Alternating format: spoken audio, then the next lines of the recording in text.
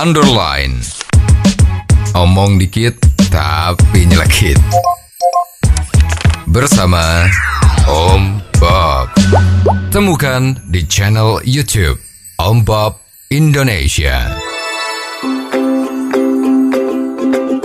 Om Bob, akhir-akhir ini sebulan menjelang pemilu 2024, banyak sekali anggota yang keluar dari partainya. Ini sepertinya menjadi fenomena yang luar biasa. Bagaimana Om Bob menggarisbawahi masalah ini? Ya, rasanya ini kan pemilu ini kan suasana politik makin panas. Ya.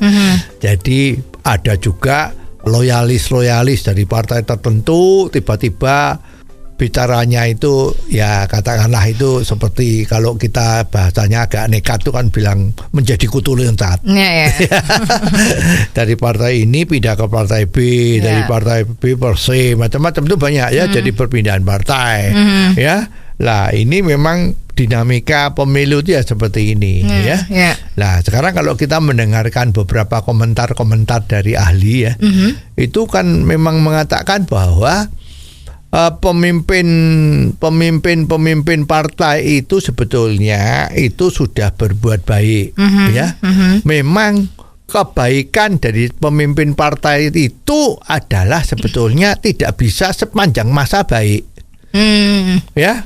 Pemimpin yang baik itu adalah pemimpin yang baik pada zamannya. Ya, jadi misalnya ya. Misalnya ada pemimpin yang 50 tahun yang lalu itu berjaya bagus. Itu kalau pola-polanya masih dipakai pola-pola 50 tahun yang lalu karena mikir sejarah ya. Dulu begini kok, dulu saya begini, dulu begini bagus, dulu begini bagus. Nah, kalau udah 50 tahun atau 30 tahun ini zamannya sudah berubah. Ya. Yang dipimpin juga sudah berubah. Kan sekarang banyak anak-anak muda. Ya, jadi pola berpikirnya itu kan milenial. Ya, jadi sudah nggak bisa lagi saya dulu begini mimpinnya. Ya, dulu saya berhasil. Nah, sekarang belum tentu berhasil. Karena pola gayanya itu udah nggak cocok. Ya, jadi tidak bisa lagi memimpin dengan memakai gaya-gaya yang sudah kuno. Itu nggak bisa. Ya, jadi bagaimana istilahnya itu? Kalau pakai bahasa Jawa itu kan ngopeni ya. Ngopeni staf-stafnya, ngopeni anak buahnya, ngopeni pendukung-pendukungnya itu dengan gaya yang bukan seperti yang sudah kuno itu. Itu udah beda. Ya, jadi memang baik tapi pada waktu itu sekarang belum tentu baik. Karena harus menyesuaikan dengan kondisi sekarang yang terjadi. Ya, dulu itu nggak ada internet. Sekarang banyak internet. Dulu nggak ada handphone, sekarang punya handphone. Ya, dulu kampanyenya menggebu-gebu misalnya ya, sekarang tidak usah menggebu-gebu. Ya, mungkin malah harus pakai gaya yang lemah lembut.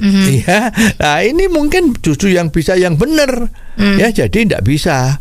Lalu apakah anggota yang memilih pindah itu adalah sikap yang salah, Om Bob?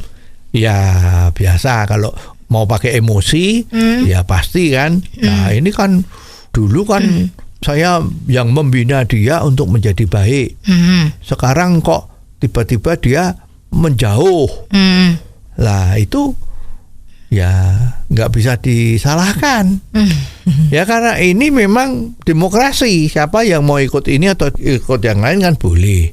Ya. Dan yang paling nggak enak kalau dikatakan ini sekarang ternyata dia menjadi pengkhianat. Nah itu kan ya suaranya nggak begitu enak lah ya. Jadi mestinya kalau terjadi hal-hal yang seperti ini harusnya tuh mawas diri ya. Kenapa kok bisa terjadi hal yang seperti ini?